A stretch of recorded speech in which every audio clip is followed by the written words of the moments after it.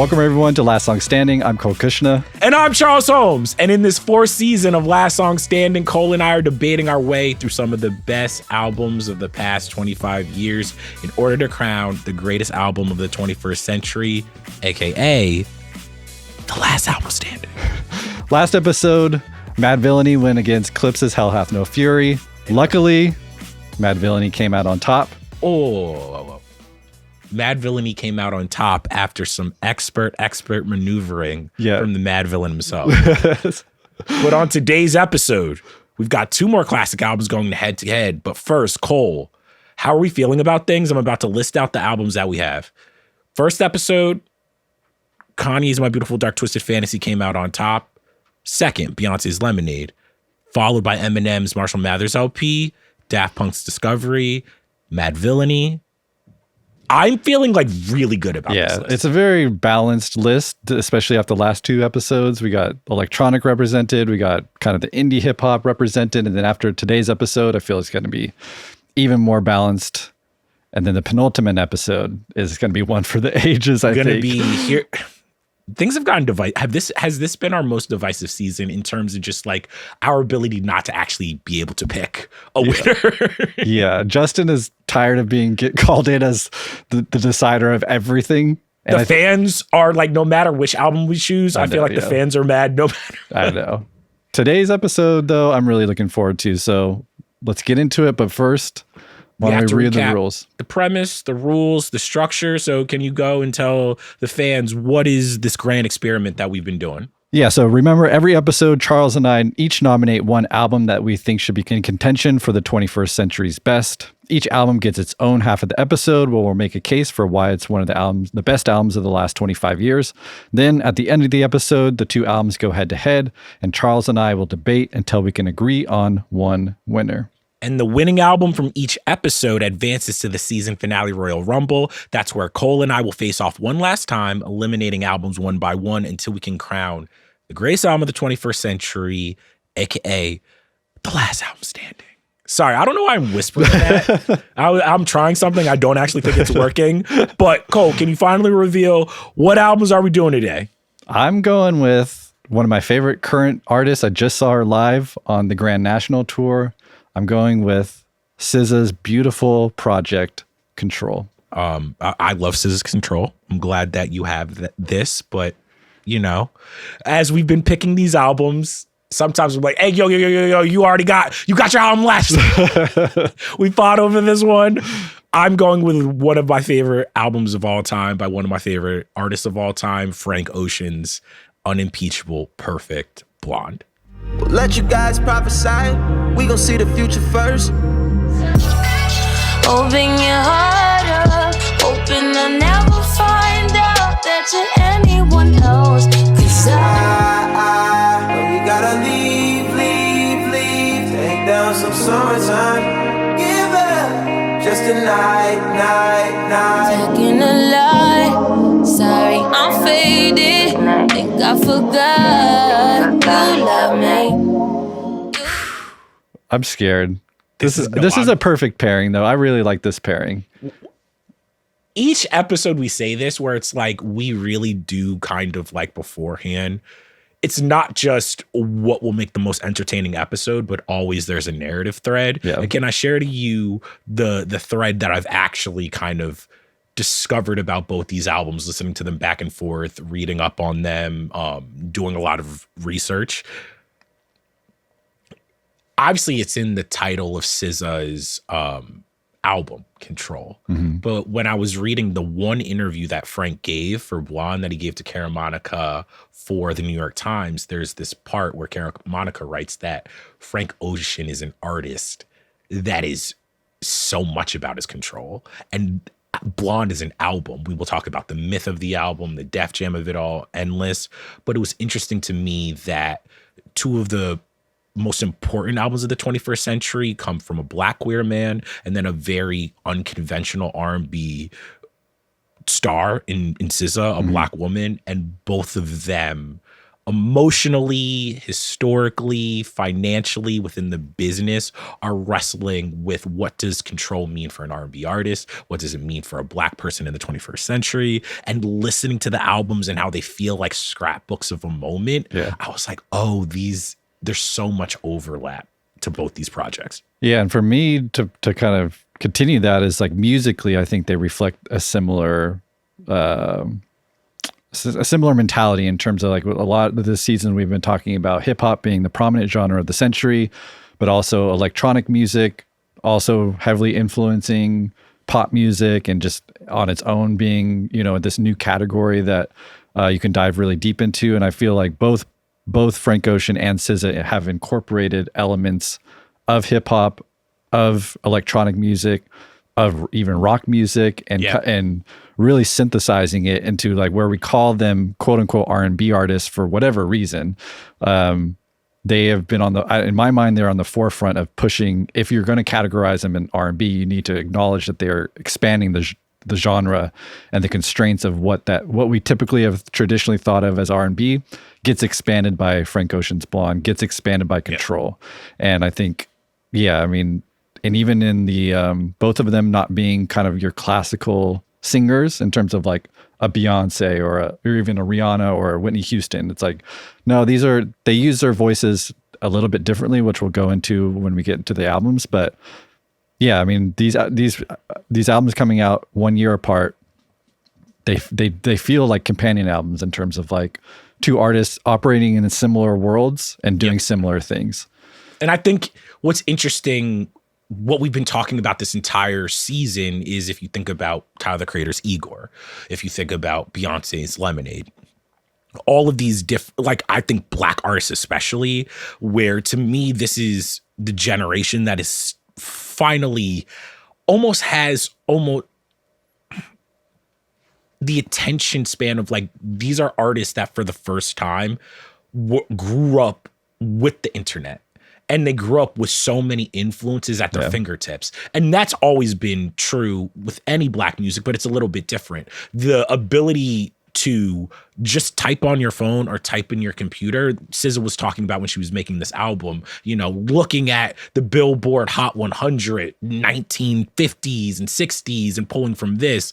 Obviously, the Beach Boys influence or the Beatles influence on Blonde. What I find so interesting is that like sonically, visually, so many of the artists that we've talked about through this entire process this season are pushing against being in one box in one genre. And to your point, I think it's something that even Tyler has been very, very vocal about, especially when he won the Grammy, where it's just like, we consider Tyler, the Creator, a rapper, whether he's actually rapping or he's doing something radically different, like on Igor. Same thing with Frank Ocean, where it's like, no, Blonde is an R&B album, but it like just call it just like it's so many genres, it's so many things, which is like a reflection of, not to be the millennial commenting on Gen Z, which is just kind of cringe inherently, but in my mind, Gen Z has synthesized so many things in terms of like, music is always a reflection of culture, and in my mind, Gen Z is much more fluid in terms of like, we were talking last episode about the clips and then bringing skateboarding and making that cool, where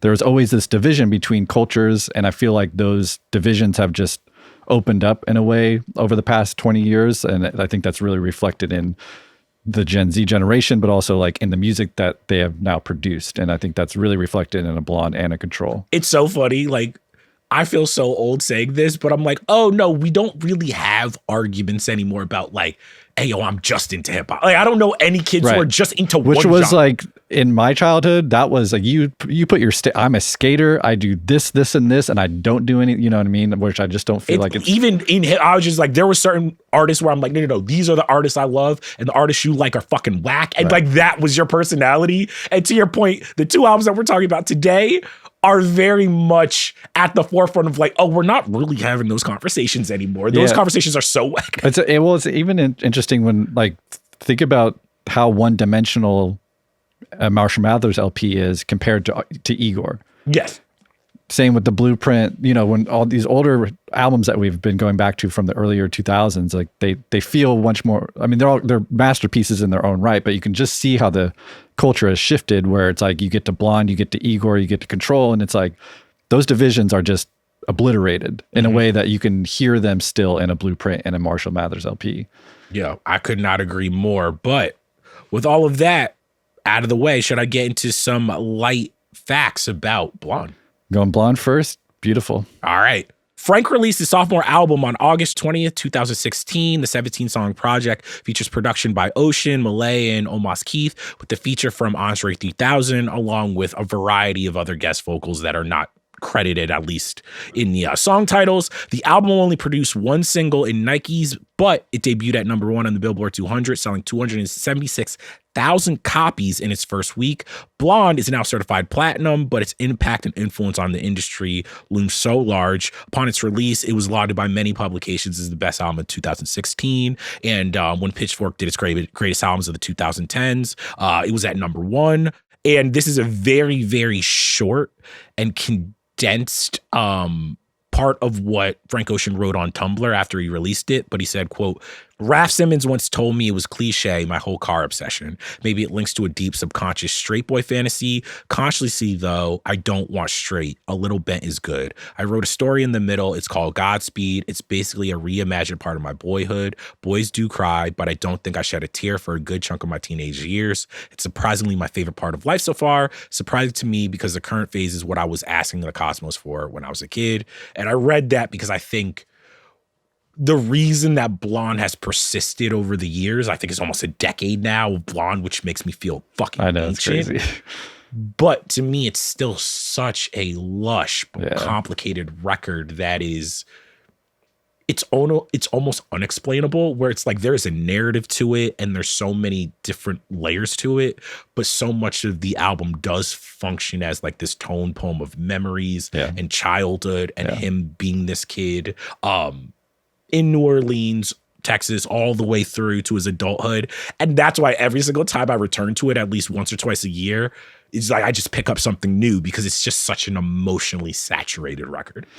Yeah, I mean, to me, it's a monolith in music history. I think time has already proven 10 years later, we are still talking about it as if it came out yesterday. And I feel like it's so rich and thematically and musically, but I don't know, in my mind, it's like, it's going to go down as like a Pink Floyd, you know, it's bound to be one of those albums. And you can already see like the Education of Lauryn Hill, Pink Floyd, I would put this up. People are going to kill me when I say I'll put this up against any Beatles album, Stevie Wonder, just in terms of just like what it means. It's always weird to say this so close in the moment. We're still, I mean, 10 years is nothing historically, but like, we can plant our flag. I think it's very safe to say it's one of them ones. Yeah. It's like, cause we were talking before we got on here because like we had a season, Last Song Standing, about Frank Ocean. Yep. We talked about this album a lot. You've talked about this on Dissect.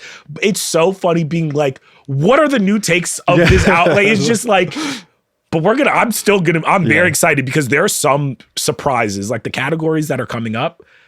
There are some songs that like weirdly I'm just like, oh, this became the most popular song now. Right. Yeah. But anyway, are we ready for trivia? I'm not going to do well. This is one I did not prep for because I'm just like, I've read about Blonde so much. Right. I forgot so much, but yay. All right. So let's recap the rules of trivia. Now it's getting down to the wire in terms of our season-long contest. But this is a segment where Charles and I attempted to stump each other with little-known facts about the album. Every correct answer is 1 point, and whoever has the most total points at the end of the season wins a mystery prize selected by our producer, Justin. Justin, do you want to give us any more hints as we're nearing the end of the season about the prizes that we might obtain? So anything you can tell us. Last time you gave us the 1984 and 1989. No, 1982. Oh, 1982 Ooh. For Charles, 1989 for me. Is there anything else you can tell us without giving it away? I think that it involves a lot of heartbreak for each of you personally, that hopefully we're gonna be righting some of those wrongs that have been. Is it music related? One of them, yes, because they're personalized. Okay. Charles is 100% music related. Okay. Yours, I have to squint and see how it's music related, but I can get there. I'm excited. Yeah. Okay. Fuck yeah. Hell yeah. All right. I'll how many questions do you have for me? I only could get 2 for you. Okay, 2. Okay, I'll give you 2. I'll give you a softball. All right. I'm feeling nice. An early version of the song Nights contains a feature that was ultimately left off the song. Who was the artist that was featured on Nights? I know you know this. I want to say Kanye. Oh, so close. Wait. Not Kanye? Not Kanye. Kanye's writing credits on White Ferrari is probably what you're mixing. Oh, fuck. Because I literally read this. Nights was supposed to be featured. This is a softball. Why am I blanking? All right, time's up. I'm going to play you the feature for those. Wait. I know it. Don't play it. Kendrick Lamar. Yeah. Yes, I knew it. Yes, I got confused with White Ferrari, but the Kendrick Lamar feature actually did leak. I have not listened to it since the leak. Okay, let's hear it for anyone that will just play a little snippet for anyone that hasn't heard it so far. DJ spinning juvenile. We was only juvenile. Your cousin banging Hoover now. Your mama and them was in denial. I was from the other side. My neighborhood was twice as wild. My 38 was twice as loud. Pull it out and move the crowd. Remember you from summer school. Some of your friends were ugly, some were cool. Some had 30 pairs of retro ass with scrunchy socks and baby hairs and 7 G. He put effort into it. There's backing harmonies. It just doesn't really fit the vibe of the song to me. I don't hate it. Yeah. I'm glad that he's not on. Like, this isn't any Kendrick slander. Nice to Me is so perfect. Where if they wanted to do an official remix, I'd be like fine with it. But it's like, yeah, it's one of those things. Once you get the perfect version of it, you're just like, it doesn't need anything. It doesn't need anything. And it also shows me, everyone knows Kendrick's my favorite artist ever, but so many of the songs on Blonde only work with Frank Ocean over them, or as good with Frank Ocean over them. Like he's by Blonde, he knows exactly the production he sounds the best on. And not everyone can slot into the world, which is why the features on here aren't prominent features. It's more of just like, I'm using you as an instrument, and you're fulfilling my vision rather than what Kendrick did, what he does great. But it's like, that was Kendrick Lamar on a Frank Ocean song, where you can't actually name a feature on. Can you think of a feature on Blonde that feels like a feature? Like even 100 3000 is. It's symbolic thing. And it's its own track, and it's like it has When Beyonce shows up, it's like you forget Beyonce's on Pink and White, right? She's like Pink and White. She's just in the background. Who does that? Also, where you're just like, oh, I can get Beyonce on my album. Not only is she not gonna, it's not gonna say featuring Beyonce. You're like, if you're not catching it, you're just like I actually forgot that. To tell that right now, I forgot she's on Pink and White. Okay, question number 2, a little bit harder. So the line, "Keep a place for me, I'll sleep between y'all, it's nothing," from Self Control was inspired by Frank Ocean's favorite song of all time. It kind of quotes it without directly quoting it. What is the song? What is Frank Ocean's favorite song of all time that he quotes on Self Control? I'll give you a half point if you just get the artist. Because there is, and I don't think it's Nights, there is one song that has a Paul and Lennon credit because it interpolates it, but that's White not Ferrari. Nights. Yeah. It's not that. Oh, fuck. What is it? So it is Prince's "When You Were Mine." I never was the kind to make a fuss when you was there, sleeping in between the two of us. The line that he quotes or alludes to is, "I never was the kind to make a fuss when he was there sleeping in between the two of us. I know that you're going with another guy. I don't care because I love you. So keep a place for me. I'll sleep in between y'all." So good. Good. All right. You did good though. All right. Give me one. This doesn't point. have to be for a point. You had the third one. I just want to see what it was. Okay, so throughout Blonde, Frank manipulates his voice with various effects, including a high-pitched voice modulation on the beginning of Nikes and throughout the album. According to Frank himself, why did he manipulate his voice so much on the album?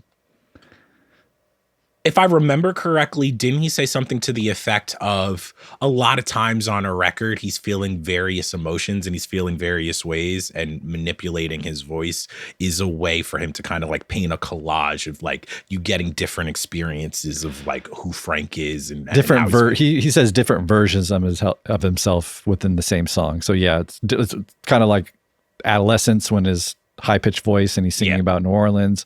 Or so he's playing with emotional states, but also like age, different ages. And then there was also what came along, like there's a script of Blonde and there's a lot of characters. And I think that there is like a thematic element of when he's switching the voices and telling the story, some of the voices are about his teenage life or his adolescent life. Some of it is very much like in the present of that moment. Yeah. So damn, that was actually a softball one. Yeah, that's why I didn't give it to you. Damn. I gave you one hard, one easy. So you got 1 point. And so we're now officially tied. Hell yeah. Okay. Honestly, mine, I think mine actually are going to be a little difficult. So get ready. Okay. But with that, are we ready? Are we ready to get into the categories? Yeah, let's go. I'm very curious to see where you're going with this. All right, for each album this season, we have 5 categories: biggest song, best song, worst song, best deep cut, and best moment. At the end of the episode, these 5 categories from each album will go head to head in order to determine which album wins the episode and earns a spot in the season finale Royal Rumble. Biggest surprise for me. Okay. For biggest song. It is a surprise, yeah. Is if you're going just by streams. If you go by streams, I'm talking about I went on YouTube, I went on Spotify, Pink and White. If the sky is pink and white, if the ground is black and yellow, it's the same way you showed me. Nod my head, don't close my eyes, halfway on a slow move. It's the same way. In a weird way, become the standout. I wouldn't say it's the standout record if you're like a Frank head in terms of like there are other songs, but in terms of just like streams, Pink and White, it was produced by Frank and Pharrell, backing vocals by Beyonce. It has 116 million views on YouTube and 1.8 billion on Spotify. When I saw 1.8 billion, I was floored. I was like, what the fuck? It's not close. Like, I think there's Ivy's the second closest. Ivy has 1.1. That's crazy too. For me, Pink and White makes sense because it is the most traditional song on the album, and so it can playlist. It could it can function in a way that you can't just.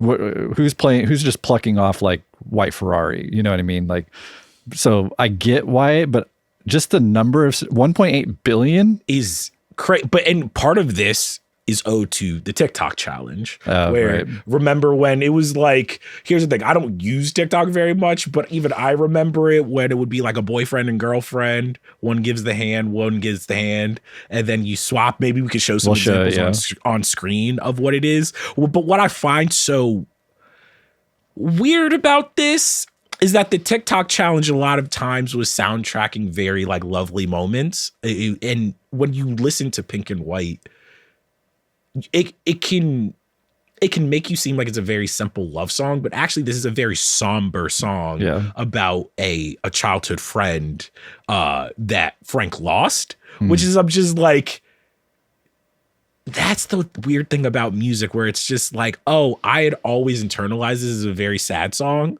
And now out in the world, it's not that at all. Well, I don't know. Frank is so good at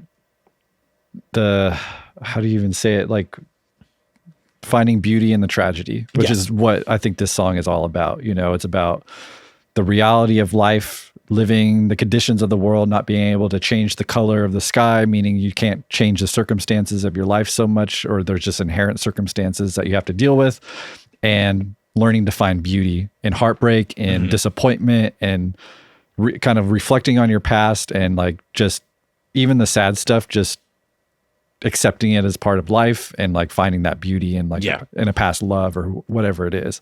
And so much of that is communicated in this song. And it's like, to your point though, it's like the chorus is, you showed me love, glory from above, regard my dear, it's all downhill from here. That last line where it's like, okay, is downhill mean like downhill, like things get worse from here because your childhood is so pure and adulthood, or is it downhill like on your bike where it's like you don't have to pedal and it's a breeze? Yeah. You can interpret it either way, and that's the duality of the song. Even verse 2, in the wake of a hurricane, dark skin of a summer shade, where I'm just like, a lot of people have interpreted that as like Frank talking about Hurricane Katrina. So it's like, to your point, there's the side of this is like finding beauty in the memories, in the natural world, in the sunset, and all of this stuff. But to your point, like, it's all downhill from here. He's lost someone. Yeah. It doesn't. One of my favorite lines from this actually comes from the outro. Remember life, remember how it was, climb trees, Michael Jackson, all ends here. Say what up to Matthew, to Shub, say what up to Danny, say what up to life, immortality. It does. When I say it's like somber, it's like it's this nostalgic feeling of saying goodbye to a certain version of yourself in a certain world. And the quote that I read on Tumblr, it's like, part of this album to me is like Frank getting everything that he finally wanted or envisioned for himself, and it not being what it was cracked up to be. Right. And then this chaotic time of his life, being a teenager, losing people, that actually be the moment that he's looking back on fondly and trying to recapture. And even in interviews, he said that like part of him getting this personal on this project was because he reunited with someone back home, and it inspired him to like get a little bit deeper and give more of himself. Right. But it's like I said, I thought this was going to be like a couple other songs. And then when I did some digging, I was just like, damn, Pick White's a legitimate hit.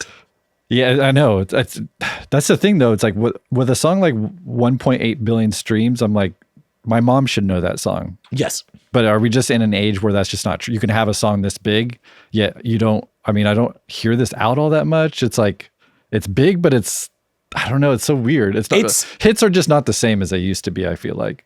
Hits are not the same, but what I will say about this project specifically, while I don't hear it out that much, this to me is a classic example of how many people on a lonely drive, night alone, just got your heart broken, whatever, put on this album. Right. And it's not something that you share with your friends. It's like, this is an album where it's like a lot of times when I was listening to it, it was at points in my life where it was like, yeah, this is an album I want to listen to with a bunch of people. Right. I want to like be in my feelings, or I need to listen to White Ferrari right now. Right. And that's what's interesting, because like I'm going to bring up a couple other songs off this album where I'm like, this is a 17-song project, and some of the biggest hits are on the second half of it. Yeah. Which is just fucking bonkers. But that was biggest song. Yep. Best song to me was an easy choice. Okay. Nights. Can't keep being late on. Oh, you need the money if you gon' survive. Every night, shit, every day, shit. Dropping baby off at home before my night, shit. You know I can't hear none of them spend the night, shit. Phenomenal. I think it is easily the best of his career. What? Okay, go ahead. You're probably in the majority on the air. I have my best song is so clear, and it's not Nights. Before I get too deep into Nights, what's your best song? Well, it could be a deep cut if you're smart about it, but it's Self Control. Come on. I love Self Control. Yeah, I know you do. And I'm going to be honest, I might still do this. Under the rules that we have made, would it be cheating if I pick Self Control for best deep cut? Well, if you do that, I have a counter. So do what you All want. right, I might pick Self because I was just like, I was going to come in here and ask you guys, I'm just like, can Self Control be called a deep cut? Because technically there is only one single, but Self Control is one of the biggest songs. I've been doing like overall streams of like, if it's like, if it's not the top 4 or 5 most streamed song on the album, then it could be considered a deep cut. It's probably right there. Like it is right there. I think it's in the top 6. All right, let's talk about Nights though. We'll get to Self Control. Love what this does thematically, where it's like, obviously we talked about it on our season. It splits the album in half, 60 minute album at the 30-minute mark. The beat switch, the beat switch, obviously famous. And you know me, I think we talked about this when we talked about this song. This is everything that I love in music, something that like can start upbeat, get you in a groove, put you in a mindset, and as soon as you feel like you have a handle on the song, rug pulls out, switches, turns into something so majestic, so beautiful, a little heartbreaking. Nights is I sometimes watch the crowd when he performs this song. Oh, right. And the energy and people are levitating. I do want to know, like, why is Nights, sometimes it feels like you sleep on this song. I mean, it's probably like a top 4 or 5 song on the album for me. For whatever reason, some people are just so fanatical like you are about it. But like for me, it's like, I'm more of like White Ferrari, Self-Control. I like the emotional stuff, you know that. Where Nights has that, but it's, there's drum beats and it's not as like isolated as a White Ferrari or a Self-Control. But just to recap, like I know I've talked about this a lot, but just in case no one or anyone watching this doesn't truly understand the division of the album in half, I think it's so cool, and I think it speaks to the level of depth. There's a reason why we return to albums like this over and over and we just never get sick of them, is because there is so much depth thematically, musically, and Nights, the beat switch in Nights marries the concept of the record with the music, which is something I love. It's something I talked about with Igor, where Igor's a loop. Yep. And that's not just a cool little Easter egg. It actually reflects exactly what the album is talking about conceptually and thematically. And so for those that don't know, Blonde is not only divided into half and plays on this idea of duality, which is the center of the record in terms of like its theme. The centerpiece of the record thematically is duality. And we see this I'm just going to list all the ways that he kind of iterates on this theme, on this motif of duality. We see that in the Blonde spelling of blonde. So on some versions of the album cover, it's blonde with no E. And then there's one with blonde with the E. So in French, that is the difference between masculine and feminine. Those are the different spellings of blonde. And obviously that goes into bisexuality and all the stuff he's talking about there on the album. Also, many children have blonde hair that then turns darker when you age, which reflects another theme that is directly addressed on Nights. Nights, one half of it is the pitched up voice talking about New Orleans. And then the other half is regular voice. So he's playing with adolescence versus adulthood. That's reflected musically. You already alluded to the beat switch in Nights divides the album perfectly in half, 2 30-minute halves to the second, which is just, how do you do that? I'm always curious, like, how did he had to be manipulating things to make sure that hit. And it's just, that's a mind fuck. Every time I try to think about how he actually pulled that off, it's actually wild. Both sides of the album have 9 songs. So if you count one half of Nights being a song to itself, both halves have 9 songs. So perfect split there. Again, night versus day, light versus dark, childhood versus adulthood. And something that people don't talk about a lot and should is that also within this division of beginning, middle, and end, and it being symmetrical with 2 perfectly 30-minute halves, Nike's the first song, Nights the middle song, centerpiece, and Future Free what is it? Future Free. Damn. I'm getting too excited. Okay, that song, the very last song, all 3 of those songs are split in half. Both of them have 2 sides. Yeah. So it's like, how is he doing this? It's so good. And to your point about the duality of it, there's a photo. I'm sorry that I'm blanking on the name of the photographer. That it's a very androgynous photo of this woman, seatbelt, blonde hair. And Frank talks about it, of like what I find so special about this album and why I think it has lasted so much is like the duality that he's speaking of is everything you're talking about, but it's also important when you think about the history of R&B. I think we kind of take for granted now that Frank Ocean was one of the first major R&B stars to come out as queer. Right, yeah. And so much so he had to write a letter, which just seems kind of crazy nowadays. Before Channel Orange came out, there was like, as someone who was there and a fan at the time, the controversy surrounding that, how people treated him, how people in my life reacted to it, because when you think of R&B especially, you think of something that is overtly, like, not all R&B is like this, but a lot of the most popular R&B is very overtly sexual.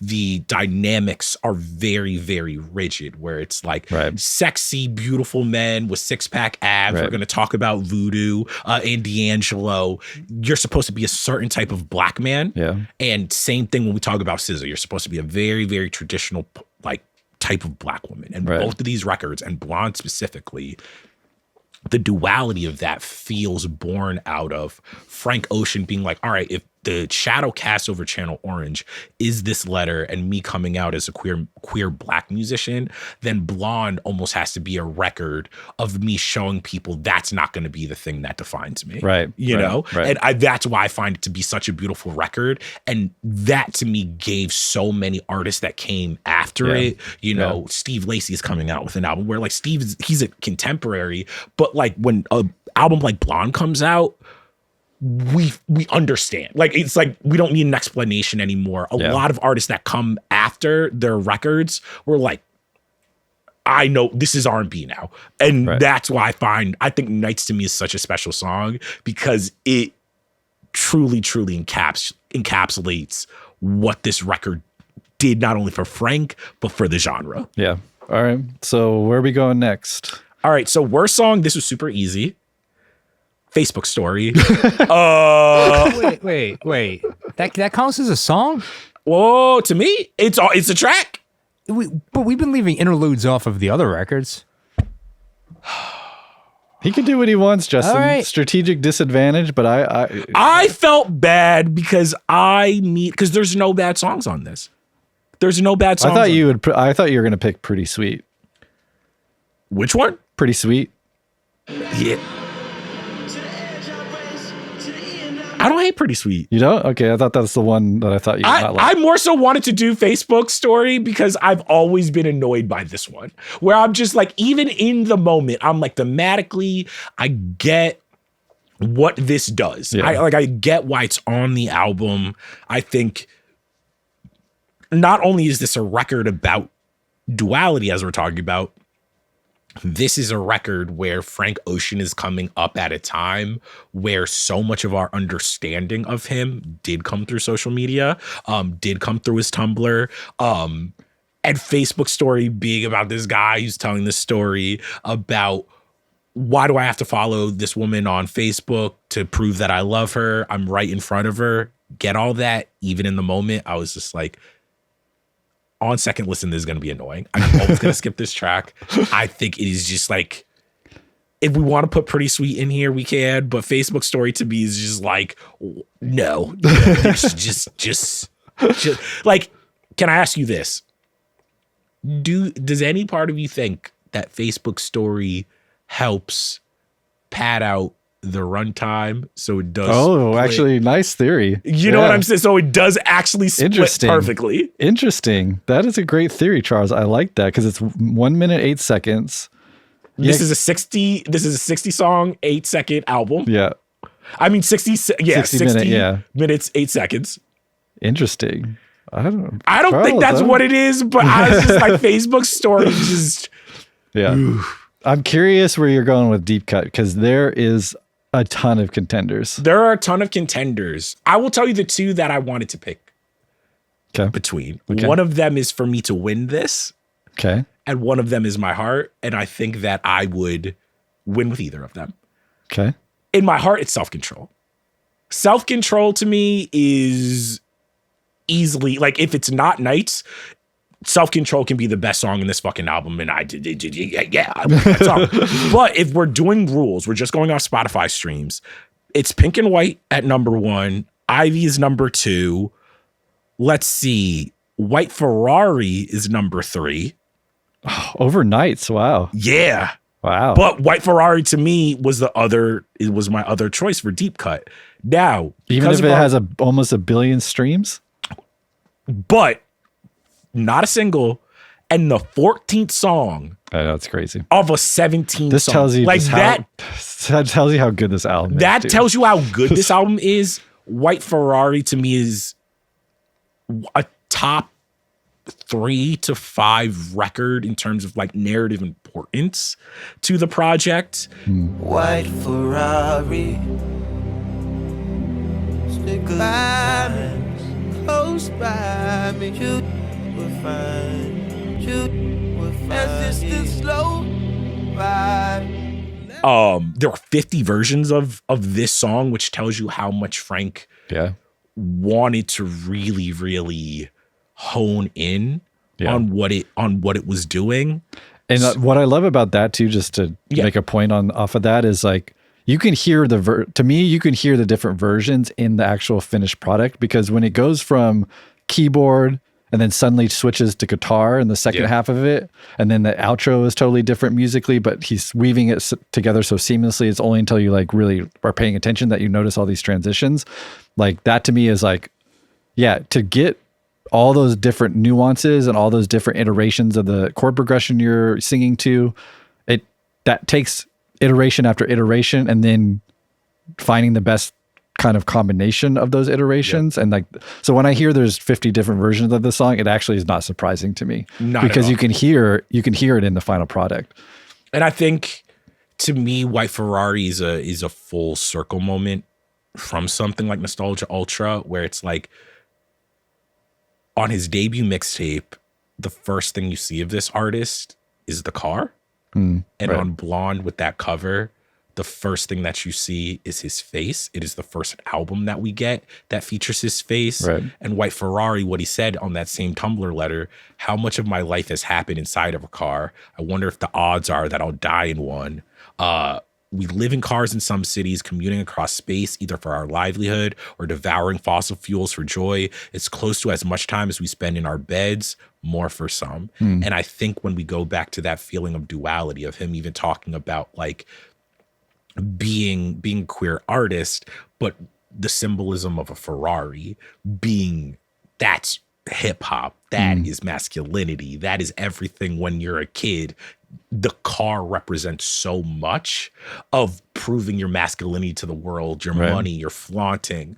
But the song is not that. The song is this time traveling odyssey of just emotion. And he's talked about it in interviews, being like, and I think this is the best distillation of what he talks about when he talks about what's important to him when he's crafting these songs, which is, what is the emotion? Like, what is actually the emotion that I'm trying to get to? And that's why when Beyonce's on the track, it's not important that you notice that it's Beyonce. It's important that he's using her as an instrument to get the exact type thing feeling that he wants from you. Well, that's it. Well, I talk about this a lot with Radiohead, and I think Frank Ocean's just as good at it. And I think White Ferrari is a perfect example, because it's about a car ride.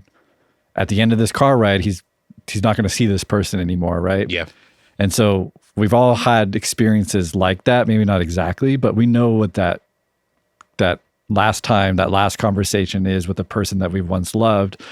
And it feels like that. It feels like that last car ride. It feels like a nighttime car ride, and things, and it feels like LA. And that's the other thing where it's like, I listened to this album when I was still in New York. I didn't have a car. I didn't have like that same experience to pull from. But now when I listen to this, it does remind me of a night, LA, nobody else is on the road. To your point, you're in a relationship. This is probably the last time you're going to talk or see with this person. And even if you're okay with that, there is still the feeling of a chapter is ending. And it's such a universal experience, but for someone to locate that and then musically be able to translate it to an audience is such a skill. And my favorite line from this is, I'm sure we're taller in another dimension. You say we're small and not worth the mention.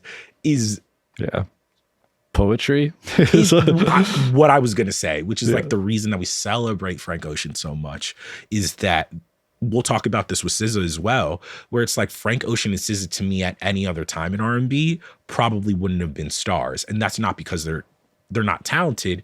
It's because usually R&B was so tied into entertainment, where when you think of a Beyonce, she's not just singing at the highest level, she's dancing at the highest level. The videos are at the highest level. And for someone like Frank and SZA, they were writers. SZA worked heavily on SZA worked heavily on Anti, and Frank was in the Def Jam doldrums forever. Like his credits are like vast and wide. Right. And to me, what's so interesting is that Blonde to me is actually a pivot point where it's like a lot of these singer-songwriters like a Party Next Door or Jeremiah or whatever could be like, I don't need to dance. I don't need, the entertainment isn't at the forefront. The poetry, me being able to like translate an emotion to you is just as important as the feeling of sex or the feeling of loss or the heartbreak. So I think it might be cheating to pick White Ferrari, but this to me is actually the epitome of like when a deep cut becomes so beloved, it just becomes a regular song. Right. Yeah. Songs like this usually don't have close to 1 billion streams. No. It's crazy. Because I've never heard White Ferrari out. Oh, yeah. Like, yeah. And I just have to point out, and we'll play a clip of it, the climax of this song, the way that we're nearing the end of this discussion, so I just have to say, the way that Frank Ocean develops songs is fucking virtuosic. Yeah. Self-Control being a great example of just single guitar, beautiful singing. If it ends with just that guitar part and Frank's beautiful singing, we're satisfied. Yep. Yet in the middle of that song, it takes a turn, and it has one of my favorite musical moments of the 21st century where the strings come in. And it's like, fuck, this is so beautiful. How can you ever top it? And then Frank comes back in with the, no, you gotta leave it. You're just like, this was a guitar song like 30 seconds ago. How do we end up here? That's my favorite song. That's my favorite part of Dude. Live us to the night. Wait. Hold on, but do I switch to Self-Control? But hold on. He does, I think, almost as powerful, maybe just a little step below in White Ferrari, where it is this meditative, very kind of ambient song, but then it switches and he has that in this life.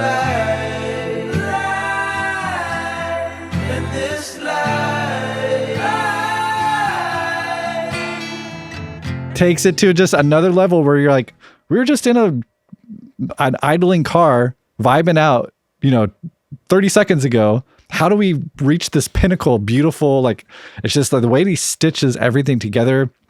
Multiple songs have this quality where it's like, how do we get here? This is what is the most gorgeous thing I've ever heard in my life, yet the setup to it was like a magic trick. Like, you know what I mean?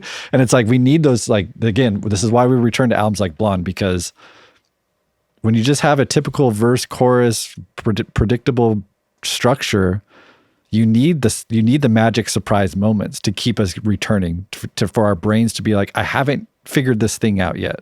There's still more to extract from this album. Where it's like in a typical pop song or whatever, it's like you kind of get it on the first or second listen, and it's like, I don't know, I just need to honor him as a songwriter and as a producer. We talk a lot about his voice and the emotion, but it's like, he is a fucking phenomenal producer.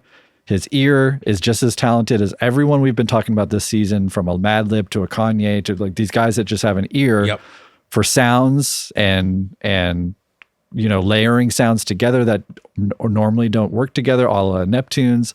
And it's just like, this album just gives you literally everything you would want from music, I feel like. Now you're making me overthink, because now I'm like, I was like, yo, Self-Control is actually what I want to pick for best deep cut. But I was like, can that be a deep cut? Because this Self-Control was one of the most popular songs off this when it initially dropped. I'm looking at the streams, man. It's like almost, you could almost say it's like more than half the. Fuck it, I'm doing Self-Control now. Are you? You gotta leave, take down some summertime. Give up just a night.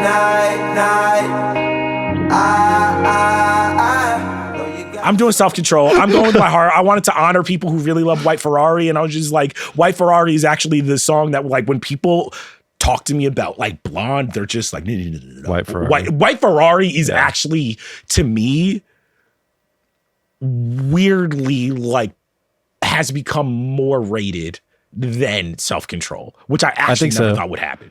Yeah, it does seem to have switched. Just let me shout out Siegfried too. I don't need to say much about it, but I want to just acknowledge it, because that to me is my White Ferrari. Siegfried is yours. It's so beautiful. That song is so beautiful. I love Futura Free. Like, I love, but here's the thing. I love Ivy as well. Here's the thing. Usually I'm against like when it happened on Mad Villainy, usually I'm against tracks that don't have the artist. It's just something solo. I love the solo reprise with Andre 3000. I think it works so fucking. We didn't even talk about Nike's. Nike's is so good. Nike's weirdly has become underrated. It doesn't actually have that many streams when you look at it. I know. It's especially as the first song. Man, I love man, we could be here all day. I know, Jesus. Over your final answer, Self-Control? Final answer is actually Self-Control, because I wanted Self-Control on the board, but I feel like people would be so mad at us. We honored White Ferrari. I really wanted to really give White Ferrari some, but like Self-Control is odd, like just his voice on this song is just otherworldly. And once again, Frank Ocean to me doesn't have the strongest voice as a singer, but when we talk about texture, when we talk about like he's such a good producer, great producers know how to use their voice. They know how to use their instrument. And I think he knows when his voice will sound great pitched up. He knows when he just needs to be natural. He knows when all this song really needs is like a simple guitar and I can carry it. Yeah. But not to belabor it, biggest moment I think is super, super easy. It is, and it's like to describe what it was like for Endless to come out of nowhere as a surprise drop, or acknowledge the 2 weeks live stream though, to building up to Endless, where we're like, what is he doing? He's like building a staircase. What the fuck is he doing? He's building a staircase to nowhere. It was the weirdest thing ever. People were going fucking nuts, which was also crazy because we had only had one mixtape and one album to that point, and people were still locked in on this, on him learning how to build the stairs, and then people were trying to find the person who taught him because he had tweeted out that it, like, LOL, like I'm teaching him. Right, yeah. But then finally he releases Endless, which is, we didn't actually get the album. We just get this long stream that you have to listen to.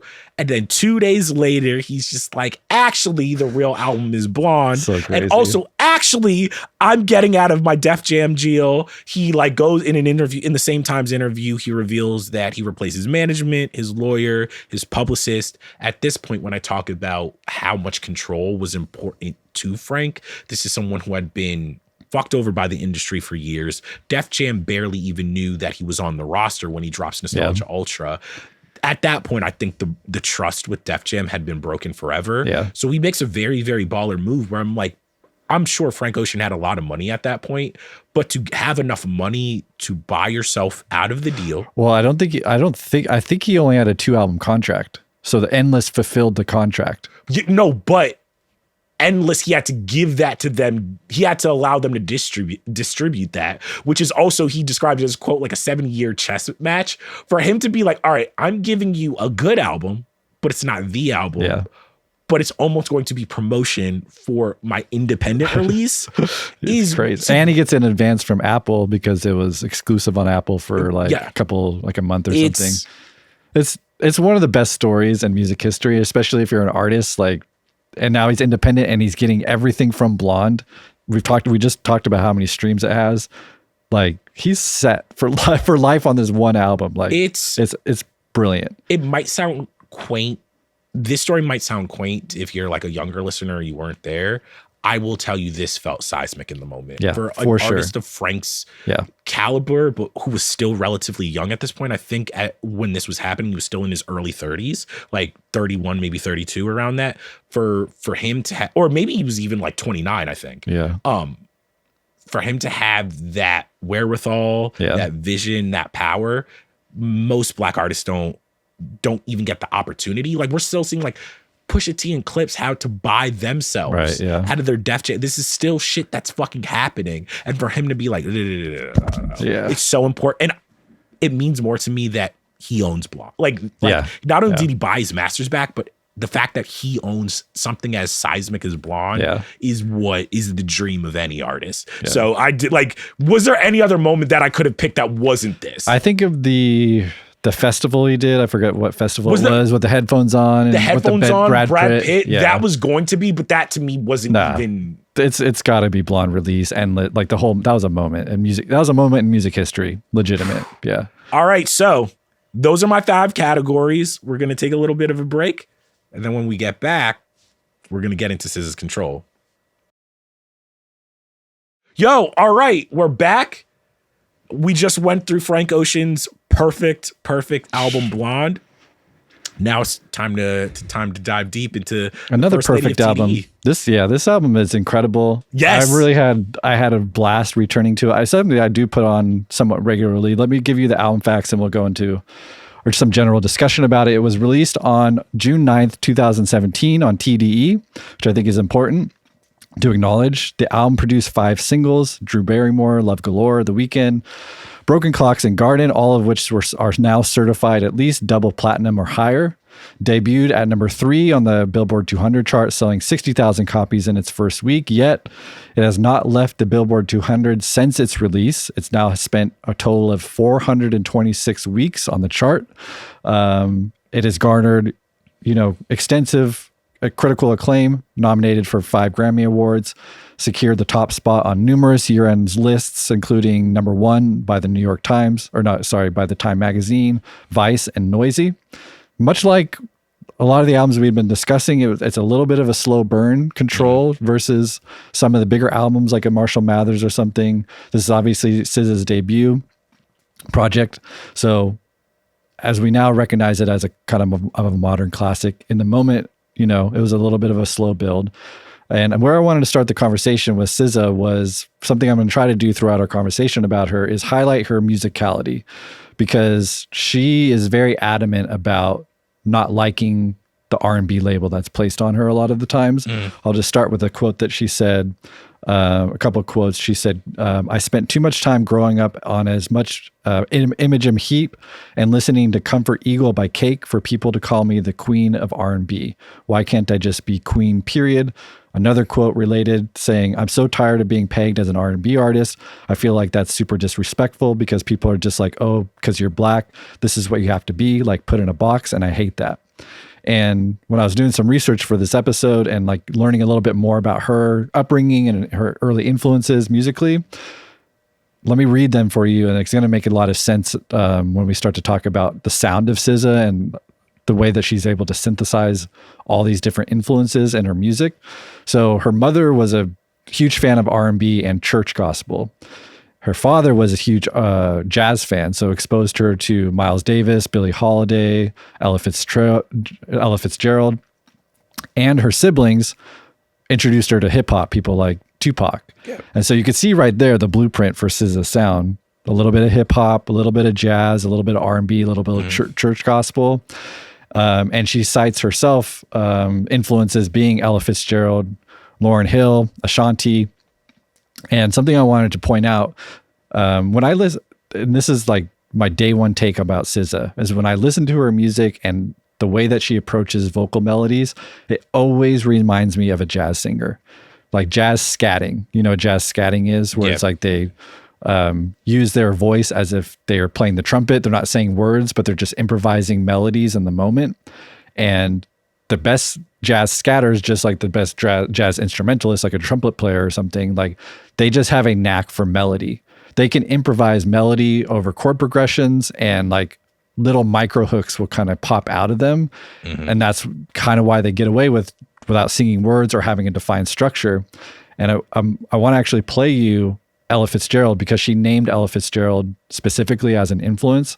So I just want to play you Ella Fitzgerald scatting. Okay. And I want you to listen for, improvisatory, notey stuff. But then when we listen, you're going to hear her, these little micro hooks come out. And to me, it's very indicative of a SZA who also doesn't typically go by your traditional song structures. She said she improvises a lot of her songs and kind of, then looks back and see maybe here's a hook here or here's a verse here. She says she like records it as like one draft and then goes back and edits. And I'm just like, to your point, she's so good at like every single point of this song, melodically so adventurous. She's never like, I was listening to like a Kid Cudi song yesterday. I was like, this is so straightforward. Like he's never really deviating on this song, where it's like SZA just like She's like, she's all over the place melodically, but has such a natural gift for melody in terms of like memorable stuff that it's like it never feels jumbled or busy or like chaotic because it's so catchy. The whole thing is fucking catchy. Yeah. So let me just show you because I think hopefully this comparison makes sense. So here's the Ella Fitzgerald clip I wanted to play for you.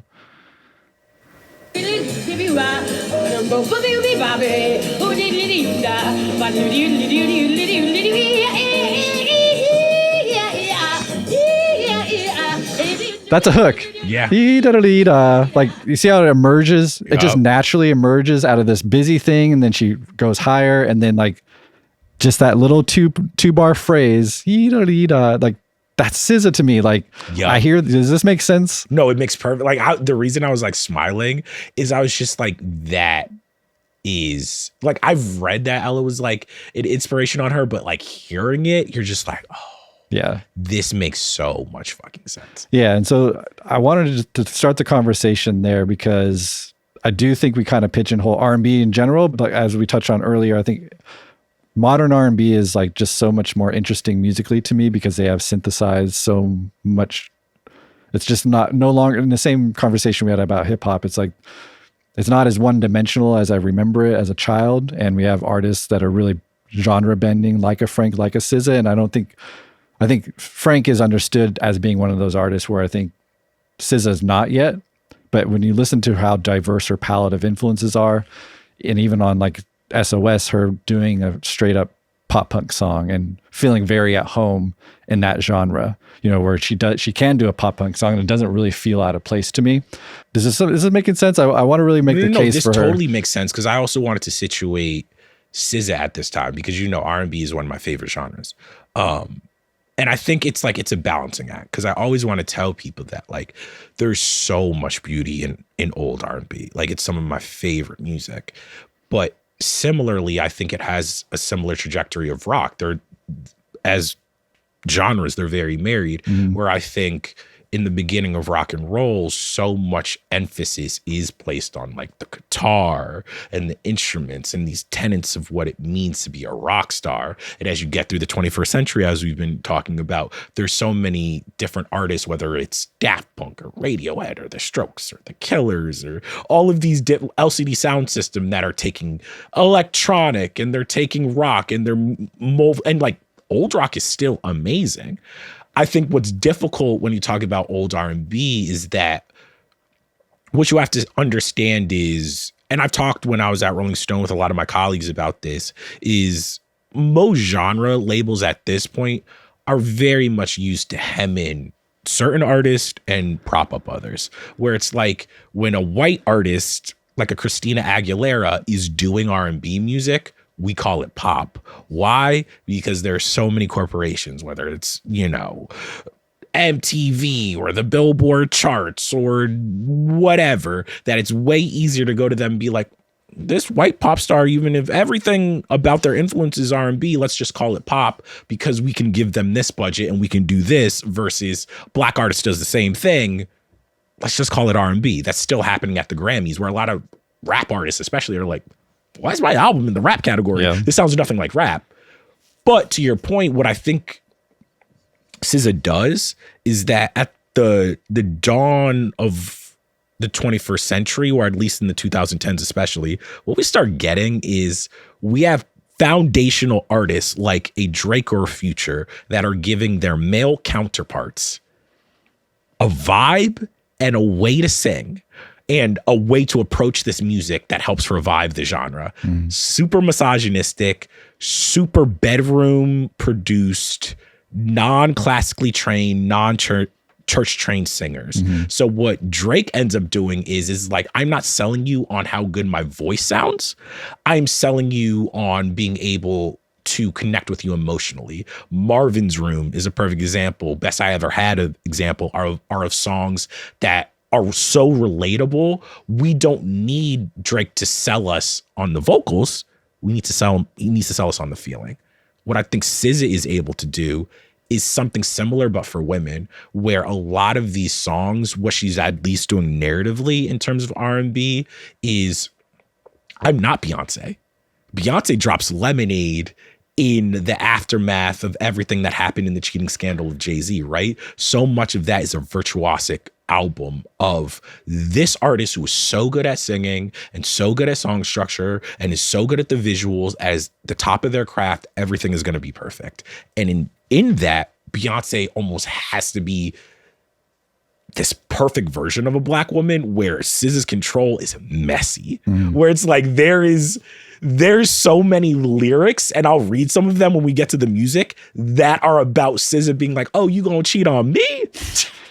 Motherfucker, I'm gonna show you what I can do. It's like, hey, no. Like, so many R&B songs are about like, the boy is mine. This boy is mine. This boy is mine. No, this boy is all of ours. He's for the streets. He's for everybody. And when I was living in New York at this time, SZA gave so many black women I knew, my sisters, my cousins, my colleagues, my friends. She was saying shit in a certain way that gave them a voice of being like, oh, I don't have to be Beyonce. I don't have to be Rihanna. I could be as complex and as messy and as nuanced and as angry and as like, there's so many emotions on this album. And that's why going back to it, I was just like, oh, this was one of them ones. Am I making sense now? No, that was beautifully stated. That's exactly, obviously I can't relate to SZA's music on that level, but I recognize that from a distance. You know, exactly what you articulated was beautiful. And if we're talking about the influence later of like, you get so many other, not just R&B artists, where it's like,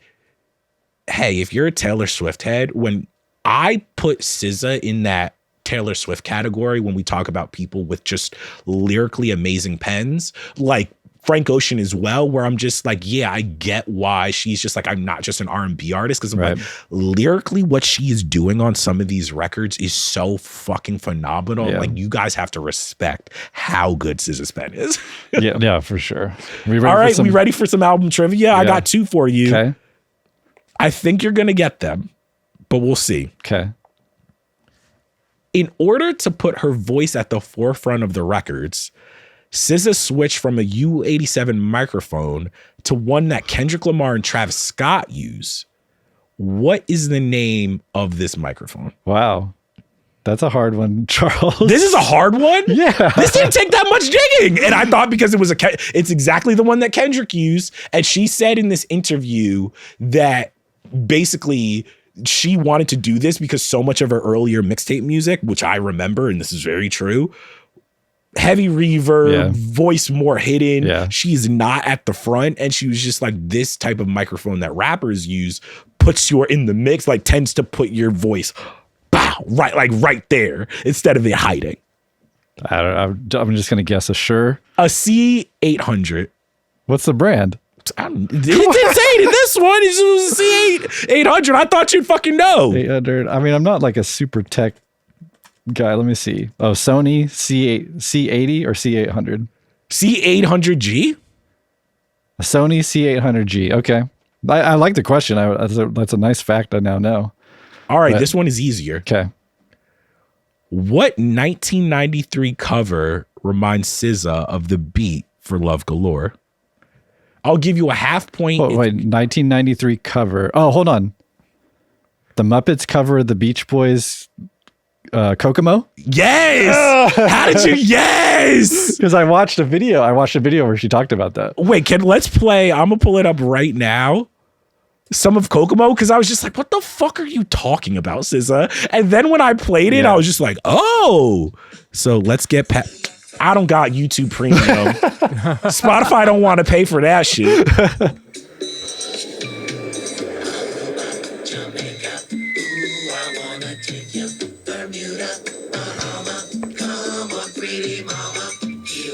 I'll pull up Love Galore. Now, can you play us a little bit of Love Galore to see? Good down, you acting like me, acting like we. I war with you. Why you bother me when you? I see what it's got the tropical vibe. It's got the vibe. All right, you got one on the board. We both got one on the board today. That means I'm still in the lead by 1 point, I believe. I'll do it. I do have one more, not for a point. Okay. But this is interesting. Yeah. So when I was reading in the same Rolling Stone article, what person in her orbit influenced SZA to actually put her vocals more at the forefront of the mixes of this album. It is not a musician, but basically the story goes that there was someone in her life at this time tangentially who basically wanted to hear some of SZA's music, who didn't think she was shit. And when SZA heard her old music back, she's like, why can't I hear my voice? Why am I so in the background? Oh, interesting. I don't know the answer, but this is great. So one of the ex-boyfriends who inspired a lot of this album, his boss at the time at his 9-to-5 job knew that he was dating SZA, but SZA was not SZA at this point. Her debut hadn't come out yet. And the boss at this like office job was just like, if SZA's so hot, like show me one of her songs. And I guess SZA was there as she listened, and even she was like, oh, I don't think that this is the song that's going to make me seem like I'm the shit. And that's what inspired her to get the new mic, to ask Kendrick and Travis, like two artists that their voice is so much at the forefront of their music. And what's funny about that too is SZA records kind of like a rapper does, which is essentially like she freestyles a lot of her songs, tries to find the emotion in it. And a lot of artists, whether it's Young Thug or Hove or whatever, they do a lot of punch-ins or punch out after they've kind of like freestyled it all. So I was like, oh, that's fucking interesting. Yeah, it's such a cool. And once you hear it, for those that didn't know that little trivia, it's like once you know that, you start to notice it in the song structures. Yeah. And you'll notice that, like, I'm going to point it out in a few songs where it's like, yeah, verse 1 and verse 2 don't follow the same melody. Usually in a song, verse 1's melody, the lyrics change, but the melody is the same. And yeah, a lot of times verse 1, verse 2 will be different lengths. The hook, you think there's a hook in the song, but it's actually not really a hook. And it's like, it's so cool what she does. So let's get into the categories. I really want to start talking, like pinpointing exact. All right, so biggest song. Okay, if we go by streams, it's technically Love Galore, featuring Travis Scott. Okay. But does that feel like the biggest? We can talk about it, but does that feel like the biggest song to you? Because to me, in my mind, The Weeknd's the biggest song. To me, all right, so this is what I actually was surprised about, because I was comparing the numbers that like prepare. I was like, which one is he going to pick for biggest? I remember hearing, like, I'm sick of hearing Love Galore. I remember hearing Love Galore a lot. Okay. So I think technically it's probably the biggest song, but to your point, The Weeknd is actually the one where it's like, when I go back to this record, I was like, oh, this is actually the center point of this. Yeah. This is when I'm talking to it. This is The Weeknd is the song that they're just that came off. So it's like, it's up to you which one you think it is, but technically it's Love Galore, but in my heart, I'm like, no, The Weeknd is actually the most important. It feels song. like historically The Weeknd's gonna be the one from this album. I just keep him satisfied through the weekend.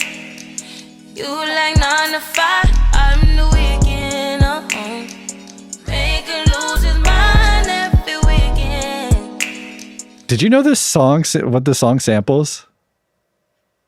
Is this the one that samples the Justin Timberlake? Yeah. Okay, you knew this. Okay. Yeah. Okay. I had no idea until this exercise. So let me just play you the chops for anyone that hasn't heard it, but it kind of blew my mind. So the song is from Future Sex Love Sounds from 2006. The song is Set the Mood. So here's the kind of chords that they pull from it.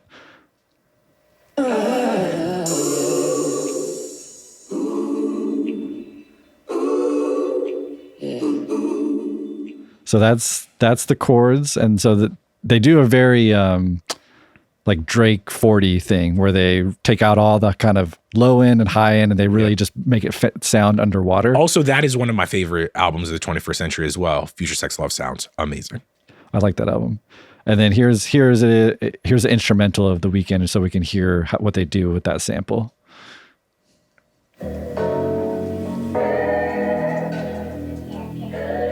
Super pitched up, low in the mix, underwater. The groove is so good on this song. This is everything I love about R&B. When I played this song in prep for this, I kept going back to, I was like, oh, I forgot how catchy this song. Yeah, even the snaps are the snaps that we hear are from the Justin Timberlake song right here. Come here, baby. So it's still kind of the same groove, you know? And even the this bit, you can actually hear his voice in the beginning of The Weeknd's right here. Let me set the mood. that mood right. You can hear that in the beginning of the song.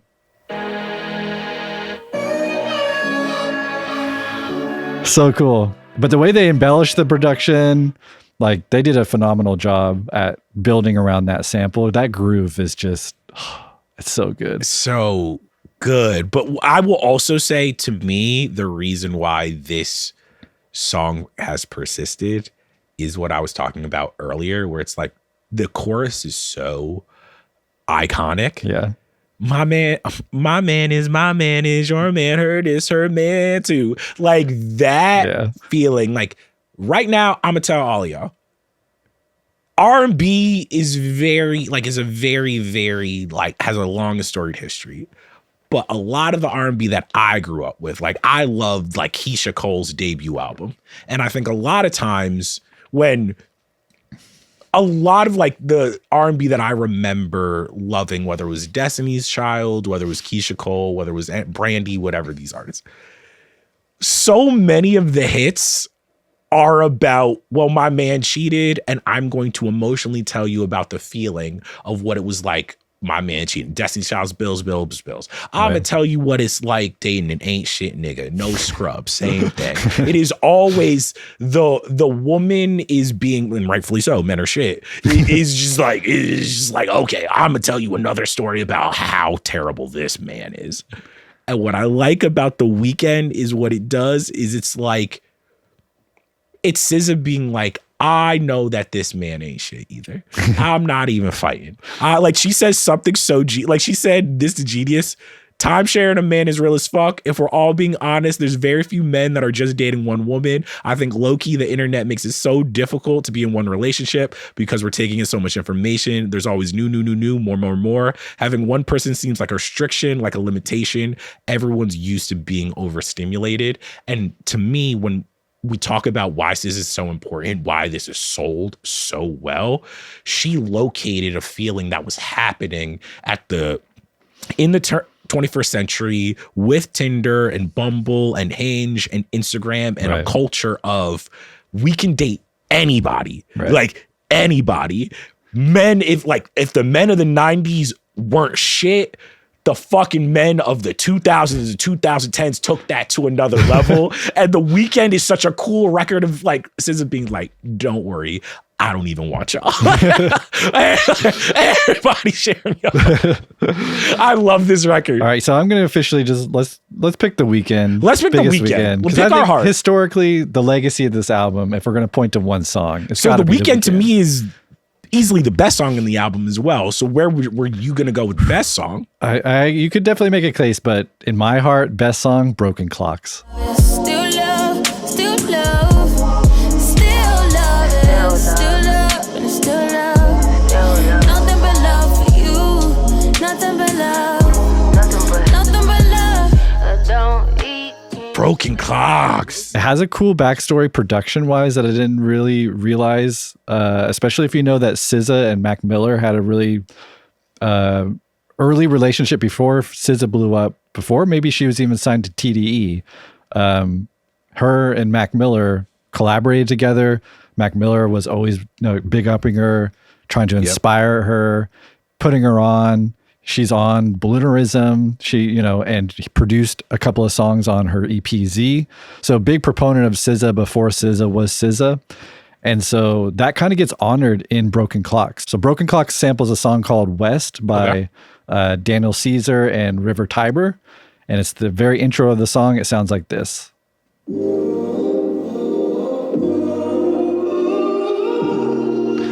So pretty recognizable. They do some pitch shifting, but it becomes the basis of the song. However, this River Tiber song is actually sampling a Mac Miller song. So here is the Mac Miller song that it samples. It's called ROS from Good AM 2015, produced by DJ Dahi.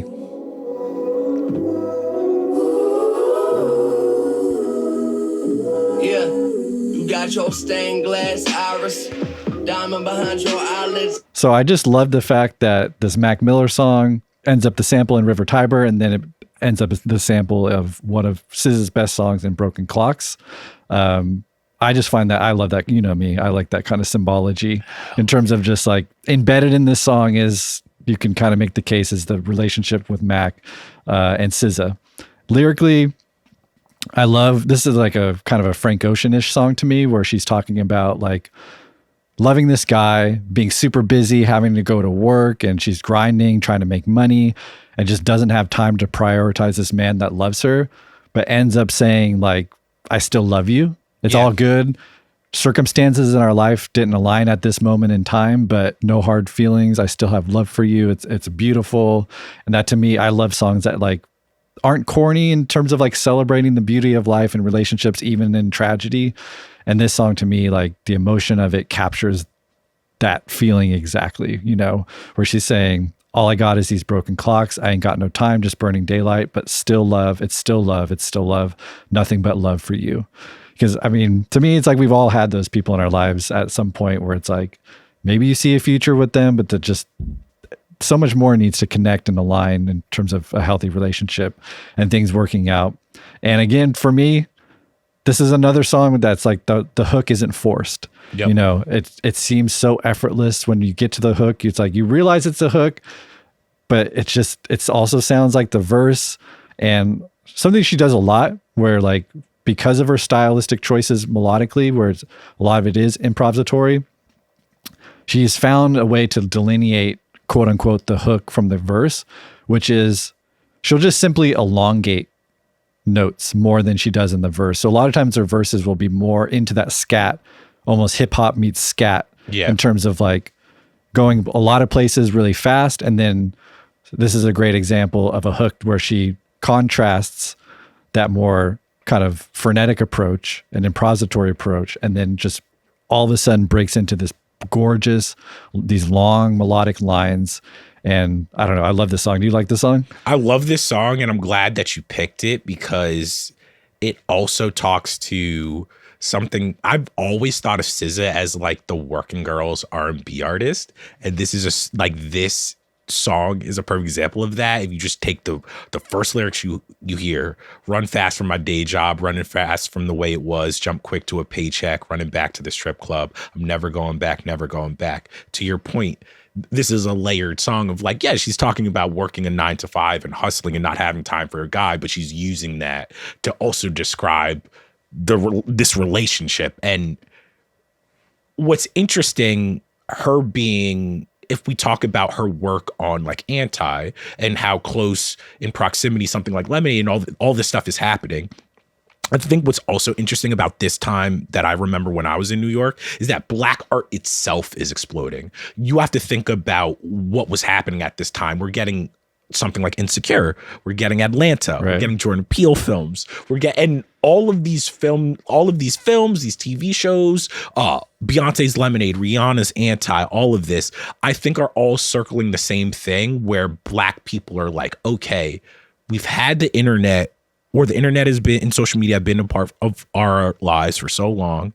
We have all of these inspirations. Now we're trying to tell these stories that don't necessarily revolve around the history of Black people in this country and slavery and the civil rights movement and all of the pain and all of the anguish of that. A lot of this is becoming more interior of just like, we live normal lives too. We like Lynch films. Right. We like horror films. We're inspired by the same thing that traditionally white people are, but also we're showing you about the humanity of something so simple of SZA being like, I'm not perfect. Like I don't look like Rihanna. I don't look like Beyonce. Yeah. I still remember having an ain't shit job and like having an ain't shit boyfriend and having this love for him. Yeah. And this to me is just like so many more people. I'm not just talking about women. So many more people can relate to a SZA who is giving you that realness of like, damn, I got 2 or 3 jobs. I'm juggling all of this. Right. There's this level of SZA, to me, reminds me of Drake in the way where I'm just like, shit, I can never be as cool as Jay-Z, but like, I could be as cool as Drake or SZA. That's not want to be that hard. Yeah. They're theater. They got theater kid energy, you know? And it's just like, this to me is like, when I listen to this song, I'm just like, this is why so many women in my life love SZA. Because it's just like, Yeah, okay, that makes it. Let's just go. We'll go back to worst song because this makes a perfect segue into my best deep cut, which is Garden, Say It Like That. I'm not playing no games. All we back and forth. I need your support now. And can't you come over again? Got no pennies on. I need your support. I am so happy. I was so afraid you weren't going to pick this song. I was like, I'm going to have to talk. I was just like, if he doesn't pick Garden, like Garden to me speaks exactly to what I was just saying. Yeah, exactly. So obviously in the song, she's talking about the kind of refrain of the song, aside from the chorus, is like her talking about being insecure about not having a big butt. Yeah. You know, I mean, she says it like 3 times, you know, but I think it ties in perfectly to what you're saying, where it's like, I'm sure if women think about, I mean, I can't speak to that, but I'm sure that's a thing, body image and the pressure to fulfill this ideal woman, a la Beyonce, where you can see how people could identify with a SZA a little bit. Your everyday kind of person would identify more with a SZA because she's being so vulnerable in this way. It's not only because I wanted to talk about Garden for that specific reason, because like, hey, I'm a man, the patriarchy. Yes. Have I been the exact person to be like, she got a fat ass? Yes. I've asked that question a lot of times. So when I listen to stuff like SZA, I feel you. And it's also, I remember when SZA was dropping the mixtapes, I was on the blogs listening because she's like, oh, this is the first lady of TDE, blah, blah, blah, whatever. And I think a big knock against SZA at that point is like, you have to think about where R&B for women at that point is. I'm just like, the biggest women that I remember still in R&B were, and Rihanna was barely making R&B at this point, were Beyonce, Rihanna, and then lower on the run, you had like women like Jhené Aiko or whatever, but very traditionally, conventionally attractive.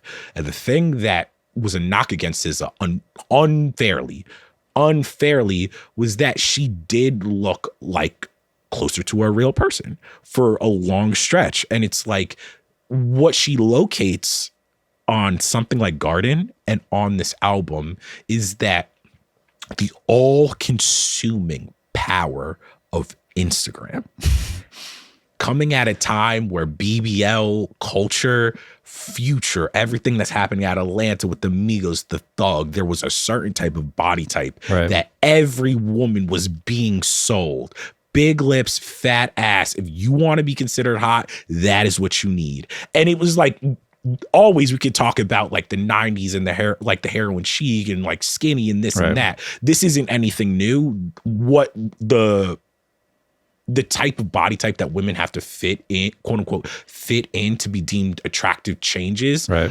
But I think on a song like Garden and on an album like Control, the reason we can relate to this, not only just any type of person can relate to this, is Instagram and social media fried our fucking minds. Fried our minds. And SZA to me was at the forefront of being like, hey, yo, like, sis, I get it. I feel the same way. And that's why I love Garden. Like, I was like, oh, fuck, yes, picked it. Because I'm just like, yeah, we have to honor, to me, this is honoring, this isn't a song about social media, but it is about the anxieties that social media hoists upon you in a way where it's like Facebook stories trying to do the same thing, but because it's an interlude, I'm like, who gives a fuck? Where it's like with Garden, I'm just like, damn, sis, I'm part of the problem. Yeah, just one part of the verse I wanted to, because to your point about her pen, which we haven't really talked too much about in terms of just let's recite some lines, because some of my favorite lyrical stuff come from this song where she says, can you remind me of my gravity? Ground me when I'm tumbling, spiraling, plummeting down to earth.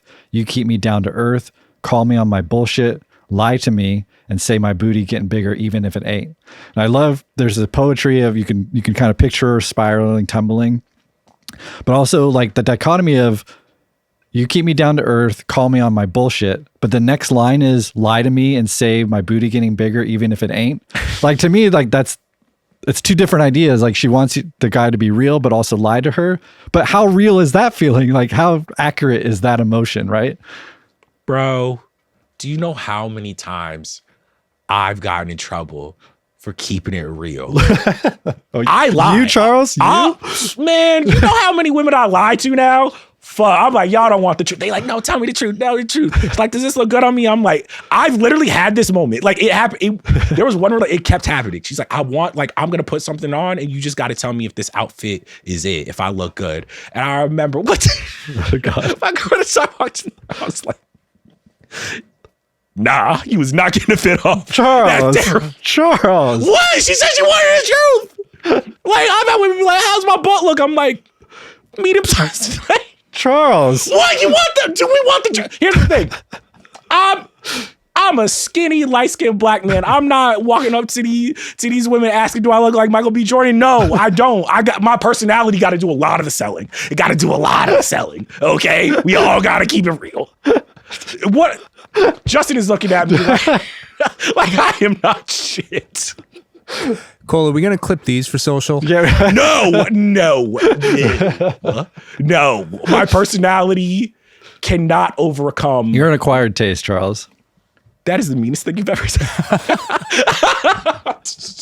Whoa. Am I acquired taste or am I an expensive taste? A lot of people they don't understand the notes. They don't understand the flavors. They don't understand the type of level of cooking that it takes to get this type of entree. So it's like a slow burn, like, like a classic album. That's a way nicer place. Like, that is a way nicer way to say it. I'm the discovery of light-skinned black men in LA, where it's just like people like it was like he's popular. People listen to him on a podcast, but like they don't respect him the way they should. It's gonna take Kanye remixing the shit for y'all to understand what Charles was giving you. Oh my God. Okay, worst song. Garden, beautiful though. I think we honored it enough. Yeah. Okay, so worst song. This was tough. Like, there really isn't an obvious worst song to me. There's not any, to me, there wasn't any like bad songs on this. No, there's not. I mean, this is to me a no skips album. It's one you just put on and play. But if I had to choose, I'm going to choose anything.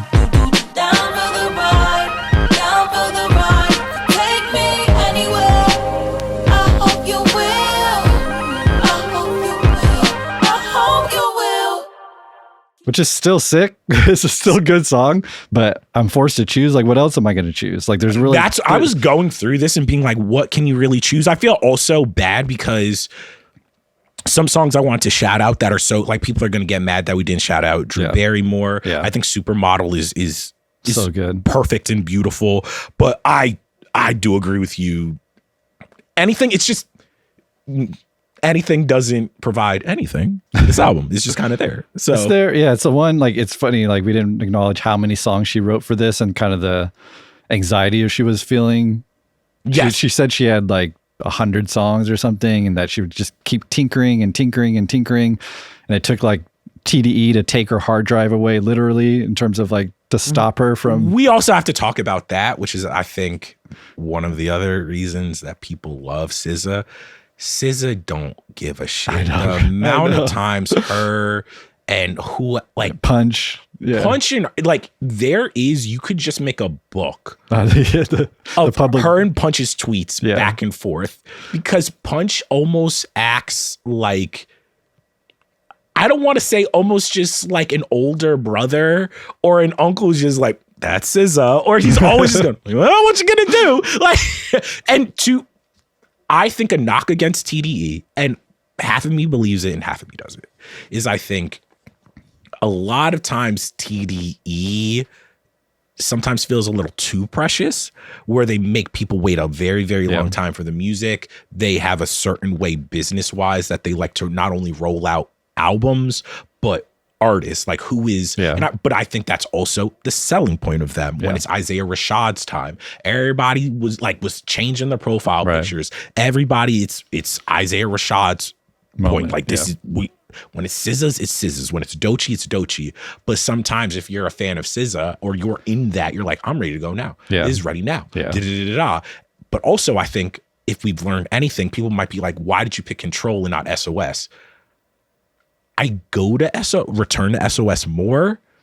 It has a lot more fat. Like that. And that to me is like Control does it. And that's when like someone is in the room being like, we gotta trim it down. Where SOS, I'm just like, there was no one telling you to trim this shit down. And the thing with TDE, because I get your point, and I do think maybe they're not perfect at executing that strategy, but the strategy is right. And historically, it's like it took us this long to get to the footnote of this album having 100 song, it being delayed 3 years, and all this back and forth between SZA and Punch, and all this kind of drama building up to it. But historically, Control is a kind of a perfect album, and it's like it's worth the wait.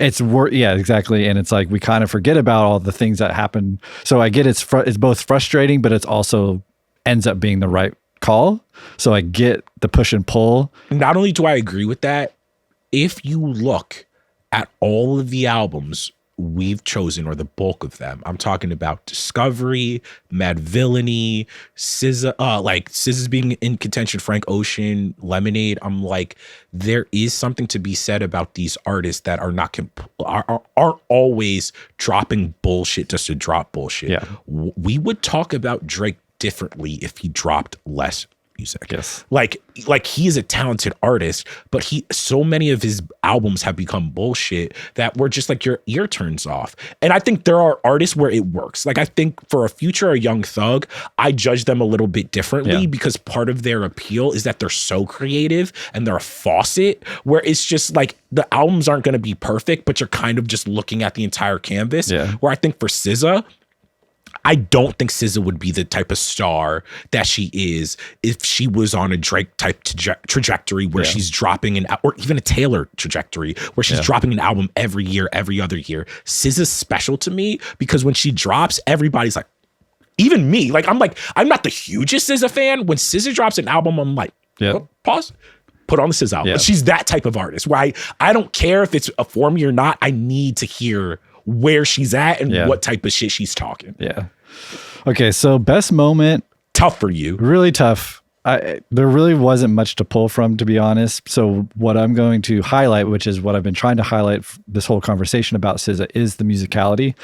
And one example of this musicality comes from her performance of The Weeknd on Saturday Night Live. Friday, I just keep satisfied. Say you late 9 to 5. Oh yeah. Say make you wanna lose your. Say you'll take Wednesday. Say they are just in hell. Like Radiohead's appearance on SNL. Yeah. You have to go on like dailymotion.com to find it. It's not on YouTube. But what I love about this is a very early, her first national performance essentially on this kind of stage. And she chooses to remix The Weeknd. She has a full gospel choir behind her. Again, tying this full circle to her early influence of her mother, gospel choir being a huge early influence that her mother gave her. She has a little trio of a flute, a clarinet, and a trumpet. So we're getting, some woodwinds and the trumpet of a jazz. Then eventually electronic and acoustic instruments and come to fill it out. But it starts out with just the gospel choir and this little trio of woodwinds scoring The Weeknd, and she's singing beautifully over it. And it's like, to me, that catches my attention because this is your debut on SNL and you're taking musical risks like this. 9 times out of 10, you just play the fucking beat and you sing over it, and it's like, no, she took the time to rearrange the song, make it a special moment, and showcase that musicality that I think we should be crediting her more for. So I just really, in a category I didn't really have much of a chance. I just wanted to highlight something cool that probably most people didn't. I love this pick. One thing where I was like, this technically can't be described as a moment, but what I want to honor SZA with as well is this is an album that I remember where the cover, the aesthetics of how it's shot has become so intrinsically tied into all of music now, where she kind of developed something, and she from SZA's look to the forest and the technology and you're sitting there, whatever, that when we keep talking about album covers and artwork that people hang up in their dorm room, that's in Urban Outfitters, when you are in a store and they have the fucking vinyls up, you're never surprised when Control is right there. And it's like that to me also, where there R&B at this time does need guardrails. It does need people to be like, hey, yo, where are we going? And SZA to me there's a reason after this, Summer Walker, comes out and just hits the fucking ground running, doing a lot of the same things in like aesthetically and lyrically. And like Summer Walker is her own artist, but I'm using her as a good example of them. Just like once it works once, an entire genre, and R&B is a hard genre to fucking sell people, molds around it. And I want to get like that takes a genius. And I do think musically, aesthetically, as an artist, SZA is a fucking genius. Yeah. Beautiful. All right. Are we ready for the head-to-head? Let's take a little take a little bit break. And then when we get back, it's time for the most contentious part of this entire project. Yeah. All right. We're back. And it's time. Frank Ocean's Blonde versus SZA's Control. I think how we should do this is getting the easy ones out of the way. Okay. So we can spend time debating the really hard categories. I think the easiest category right now is Biggest Moment. I think arguably the Endless, getting out of the label deal, dropping Blonde, that whole saga, the building the staircase. It's such an iconic. Like I can't get. There's no pushback. I remember where I was. Like I can smell. I know what apartment I was in. I will never forget. Yeah. That like kind of 2-week span where Frank just took over everything. And I love that it's like an artistic moment. You know me, like that's the fact that we remember him building a fucking staircase as the moment. Like it's tied to this really weird abstract idea. It's one of my favorite. It's one of the favorite like times that you actually live through that I can probably tell my kids about one day when they discover Blonde and be like, let me contextualize this moment for you in history in the same way that my dad contextualized Sgt. Pepper to me from the Beatles. It doesn't happen even with like great albums. Like a lot of the albums that we pick, like Lemonade is a perfect example. I remember where I was when it was on HBO. I watched this first on HBO. Like I remember once again, the apartment, how it looked, what time of day it was, sitting down, prime time. All right, we're and you don't get that a lot. I think Kendrick also did that with GNX, where it felt like, oh, this is the culmination of something. Everybody I know, maybe this was also me being in LA or on the West Coast, everyone I know is just like, new Kendrick, all right? Like, the world stops, All right, so I would say you easily, like, worst song, Facebook stories. Yeah. Okay. Bullshit. Like you can get Facebook story. Bullshit. Conceptually important. Conceptually, Facebook story works, but if anybody gets mad, who's like, actually, Facebook story is important, you're full of fucking shit. Like it is, but if y'all get mad, like it's bullshit. Come on. No. Okay, best where we want to go next. Deep cut, I think, is easy. Deep cut. What did you pick? Self-control, bro. God, dude. Do you want to we can do this the side by side if we want. No. Garden is great. Garden's fantastic. Self-control is transcendent. And here's the thing. Arguably the best. Like, could Garden beat White Ferrari? Because I don't think it would have beat White Ferrari either. No. I don't think it could have beaten either of them. I don't think so. But Self-Control, if this were a song battle for the 21st century, Self-Control would be one that I would nominate. It might be my favorite song of the 21st century. Self-Control? Yeah. It's up there with like everything in its right place. I'm not mad at this at all. It's up there. I revere that song that much, and so I'm not going to pretend to put up a fight. Give it to Frank. Biggest song might be more difficult. Okay, so we went. Can you Pink give and me White. the streams on Spotify of The Weeknd versus Pink and White? Is it Pink and White? Yes, Pink and White has almost 2 billion streams, dude. How many does The Weeknd have? 643 million. That's it? I mean, that's phenomenal. But no. That's I thought it would be more. I know, me too. How much does Love Galore have? 986 million. Still, Frank's washing. Frank, which is interesting because at this point in time, SZA to me is a bigger artist than Frank Ocean. Commercially, yes. Commercially, I think so. If we're going like revered. No. I'm not even talking about quality, whatever. Okay. I'm talking about like Frank. Yes, SZA is. Let's just pull it up. She is the. Okay, so SZA is number 16 in the world on Spotify, which I think. Let's look up Frank, and so Frank is only 125 in the world. So here would be my pushback. Because we can look at the streams, obviously, Pink and White is washing. I feel like, though, in the same conversation, I think The Weeknd has more of a cultural imprint in terms of a singular song from each of these albums, in terms of exactly the influence that you're talking about. I remember people talking about and engaging with The Weeknd because it was a little bit salacious at the time and people trying to decode what it meant, also what it reflects in terms of people seeing themselves in a SZA, where you could say that about Frank Ocean's Blonde as a piece of art, as a complete project, but is Pink and White the song to beat? You're going to be surprised when I say this. I think The Weeknd is a better song than Pink and White. I also think it's a bigger song. If I'm going to be honest, where I think, yes, Pink and White in terms of like, I think we also have to correct a little bit for the TikTok of it all. Yeah. Where it's like TikTok has done this to so many songs, right, where a lot of times I'm just like, no. We kind of have to like grade this on a curve, where I'm just like, the explosion of TikTok, and like TikTok isn't even what it was anymore in terms of like exploding songs. That was a certain point in time.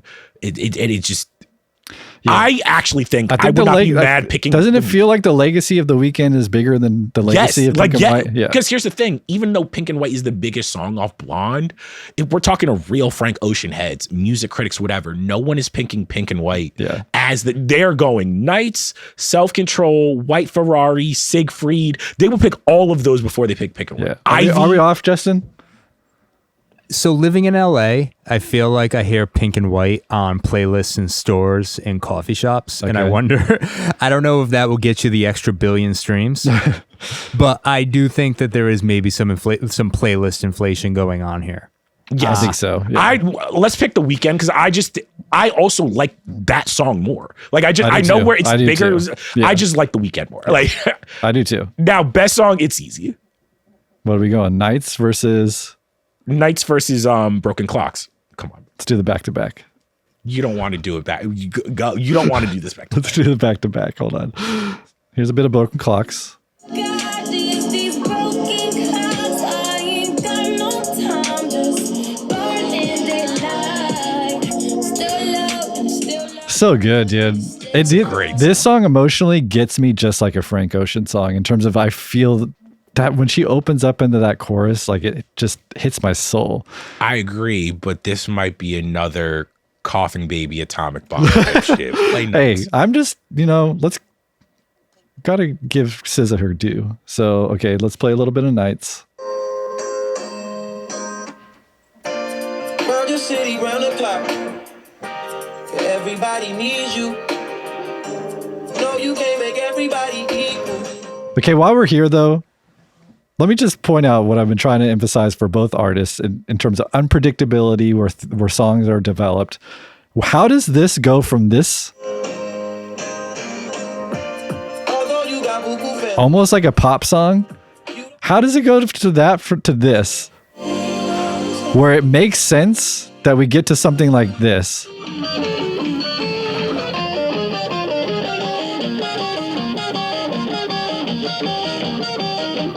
Let's get to the beat switch.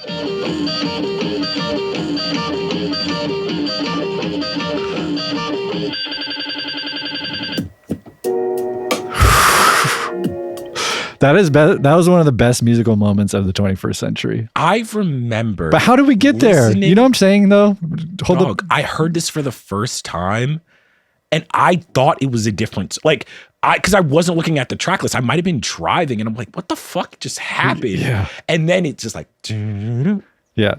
How many times does he pull the rug out from you on all these, like, Self Control, White Ferrari? Like, how does he get from A to B? It's a magic trick. It really is. And it's like, and this, me, I am so hard on a beat switch. Yeah. I am the first person where it's like, it took me, like, Baby Keem. I love Baby Keem now. Like, I've come around to Baby Keem. Okay. There was a moment in time, I'm like, Baby Keem, I'm going to take the beat switch button away from you. Enough. And to me, I've never thought that about Frank Ocean, because every single time he's done it, narratively, thematically, musically, it always works. It always makes so much sense. I could not imagine the song without the switch. Yeah. I know it's crazy to think that Frank Ocean would have that moment on Self Control I isolated and this moment on Nights. Two on the same album, two of the best musical moments in the 21st century. Unarguably, I think, are those two moments. I think Knights wins. Knights wins. Of course, fucking Frank Ocean wins, but you put up a really good fight. I think so. I think SZA held her weight, I think. SZA, and I also want to be very clear with the audience. I think when we were pairing these albums, I'm glad we did together because they come out together. Yeah. I think if we're talking about two monolithic R&B albums, two of the best critically acclaimed albums, great selling albums, it was almost impossible that these didn't go against each other. Yeah. But Blonde is just such a hard, like next episode, there is also an album that it's like, it's gonna, like, you gotta, there were certain albums that we picked where it's like, what album would go against My Beautiful Dark Twisted Fate? Like, what album goes against Blonde? It's, at that point, obviously the thumbnail, like, the winner, of course, but the conversation I hope was interesting in terms of like, a Kanye Drake conversation, even though we know the result beforehand. It makes sense. If we're trying to tell the story of the 21st century, I think SZA, to represent this faction of music in this quote unquote R&B area of genre, like, these are the two artists to me. Yeah. So congratulations, Blonde, but I'm glad we gave SZA her props and her due. And with that, do we penultimate, we have one episode left before the finale. Yes. How are you? Wait. Now that we have Blonde, let's recap really quick. Okay. So on the board right now is My Beautiful Dark Twisted Fantasy, Lemonade, Marshall Mathers LP, Discovery, Mad Villainy, Blonde. It's kind of perfect. Are you, okay, in retrospect, are you glad if the Blueprint was on that list? It's not as balanced. It's not as accurate to the century. I think it's not as accurate to the century. I do think that the only thing, if we're being fully transparent, that I wanted to get more on here, but this is also just a process of just like hip hop and R&B and electronic music being so central, where it's like, I would have liked to get a Fiona Apple project in here. There's a few like artists, especially like women artists, Black artists, Atlanta artists. There's a lot of, like, we couldn't even get through all of the ones we wanted to get to. But yeah, to me, this feels so representative of just like, when you're arguing with people about what are the best albums, they're usually gonna pick these ones. Okay. Next episode, do you want to tease it? All right, no. There's one artist that we already know what it is. Can we just be real? Because people have already guessed it. Okay. Next week, we broke a rule. This is Kendrick versus Kendrick. This is Good Kid, Mad City versus To Pimp a Butterfly. And if we want to be fully transparent, the only album that we really thought could go against To Pimp a Butterfly is Good Kid or Blonde. Or Blonde. Or Blonde. And we were just like, you know what? I need Blonde on that final list. Fuck it. And here's the thing. I'm taking the Good Kid, Mad City side. I actually think there might be an upset. If we're talking about the game, if we're talking about how the game is played. I think you're even underselling Good Kid, though. Good Kid's the one that's been on the charts for fucking since, you know what I mean? It is one of the best selling albums of the 21st century. It is. I don't think it's obvious. I really don't think it could. I'm preparing, I'm preparing that it could go either way. Same. I'm preparing a fight because there's, in terms of just like cultural moment, best, like it's deep cut. I could see and this is what I'm going to be very, very interested in. Best song, deep cut, worst. Those are really going to be like, you have to put it just in the right combination. Yeah. All right. Hell yeah. See you next week. See you next week.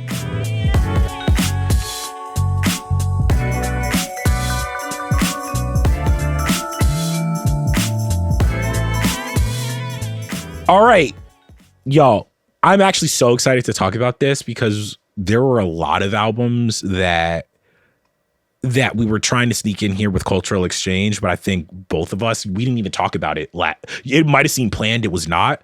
Voodoo was one that was, as I keep saying, like looming large over the culture, over my childhood. And I was just like, that was the album that actually made so much sense Cultural Exchange wise to pair with Frank SZA, because I actually think it's a precursor to both of those albums in terms of like how lauded it was, but also, if I'm going to be honest, how much it like that to me was the inflection point of seeing what Voodoo did to D'Angelo, especially the video. Famously, the abs, the everything. Maybe we can play it. He has talked very eloquently about how much the objectification of that really hurt him. And it's like so interesting to me where Blonde and Control are two albums that are talking about duality and objectification and what it means to be desired as a Black person, as a Black R&B star. And with all that setup being said, Voodoo, what did you think? Yeah, I haven't. Well, it's funny you bring up the music video because so much of my memory of this album and the moment, this is the year 2000. So I'm like 16, 17. Yeah. So this is just not what my teenage brain was attuned to. And like they played. Whoa. What do you have against black men with six packs? You know what I'm saying? Like nothing, but it would, the song's like 9 minutes long and the video would come on every fucking hour on MTV. I'm just like, fuck this song, fuck this artist. Like, but obviously in retrospect, you start to understand as you age. And so, but it is an album that I've always felt, I understand the revere it gets, the legacy of it. So I know multiple people that have like such an intimate and special relationship to this album that I'm not even going to pretend that I have anywhere near that relationship. But returning to it, I can understand. Well, it's interesting because it's such vibe music. The songs are long. There's just these kind of addictive loops. The musicianship is brilliant. And almost in the same, like a very opposite way of a SZA, he's very purposeful in his singing. Yes. He lets the music breathe a lot. It's not like he's all over the album. He kind of pick and chooses his spots over these brilliant addictive loops or just kind of grooves that they find in these songs. So returning to it, like with older ears, I definitely understand its impact and its reverence. Personally, if we're talking culture exchange, there's a distance to the album because I didn't really absorb it in the moment. I don't have the nostalgia of it. I also grew up in a household that wasn't playing it, where I think this maybe soundtracked your childhood a little bit, right? Devil's Pie, everything, like all the different, when I'll tell you the track that I returned to that I really, really loved was returning to Spanish Joint. I love that fucking record. But everything, Playa, Devil's Pie, Left and Right, that whole first suite, every song in this album is so phenomenal. But what I wanted to point out that I think is interesting is that the way D'Angelo, like such a gifted singer, but what's interesting to me is that Voodoo drops in 2000. Yeah. Still at the forefront of R&B was selling sensuality. The way he's singing, there is a feeling of sexiness. There is a feeling of you are evoking through the tone and the texture of your voice, the feeling of what it is to be passionately in love and all of this stuff. And when you listen to Siza and Frank, a lot of that sensuality to me is taken out. Yeah. Where instead of trying to mirror the feeling of having sex or the feeling of being turned on, it's talking about almost the after effects of it, the after effects of just like, oh, we're all sharing a man. How does that make me feel? Yeah. I don't have a fat ass lie to me. Frank's self-control, like just sharing a person. Like it's so funny where I'm just like, Voodoo to me is such a sensual record, and it reminds me of such a moment in my life of R&B and where that comes from. And then comparing it to the two R&B albums, it's just like, oh, we don't sing like that anymore. Right. Yeah. We don't write like, and I think that maps onto the 21st century and kind of like we've kind of become Puritans, and the internet has kind of distorted the way we think about sex. So the reason I love like driving to work to this again was like, oh, it wasn't always like this. So I'm glad we got to pick this one.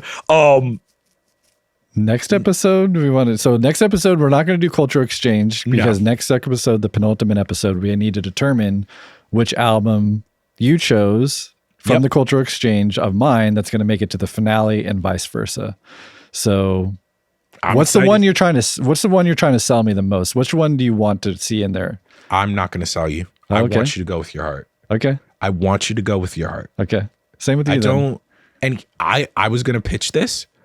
Maybe if we have time, next episode, we reveal our short list of albums that were in consideration, just so people know, like, we had talked about these. Oh, right, yeah. You know what I'm Maybe we'll do that for the finale. Like Lana Del Rey, or some like Supreme Clientele, like Amy Winehouse, yeah.